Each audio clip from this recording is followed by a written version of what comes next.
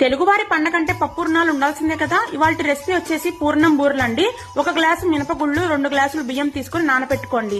1 glass వరకు పచ్చిశనగపప్పు తీసుకొని క్లీన్ గా శుభ్రంగా వాష్ చేసి 1 గంట వరకు నానపెట్టుకోవాలండి. నానిన పప్పుని ఈ విధంగా కుక్కర్ లోకి వేసేసి సరిపడా వాటర్ వేసి 4 విజిల్స్ అయితే రానిచ్చుకోవాలి. పప్పు అయితే ఈ విధంగా మెత్తగా ఉడకాలండి. చల్లారిన తర్వాత పప్పు కుత్తం మెదిపేసి ఇందులోకి 1 గ్లాసు వరకు బెల్లం అయితే యాడ్ చేసుకోవాలండి. ఇది బాగా దగ్గర పడే వరకు ఉడికించుకున్న తర్వాత యాలకుల పొడి వేసి దించేసుకోండి. నెక్స్ట్ ప్రాసెస్ వచ్చేసి నానపెట్టుకున్న మినపగుండ్లు బియ్యాన్ని ఈ విధంగా గ్రైండర్ కి వేసేసుకోండి. లైట్ గా వాటర్ వేసుకొని చాలా మెత్తని పేస్ట్ లాగా మిక్సీ పట్టించుకోవాలండి. ఈ విధంగా మనకి పిండి అయితే ఒక బౌల్ లోకి కలెక్ట్ చేసేసుకోండి. లైట్ గా సాల్ట్ వేసి వాటర్ వేసి బాగా టైట్ గా అయితే పిండి మిక్స్ చేసుకోవాలి. ఇప్పుడు స్టవ్ వెలిగించి కడాయి పెట్టుకుని సరిపడా ఆయిల్ వేసుకోండి. ఈ విధంగా పూర్ణం ఉండల్ని అన్ని చుట్టేసి రెడీగా ఉంచుకోండి.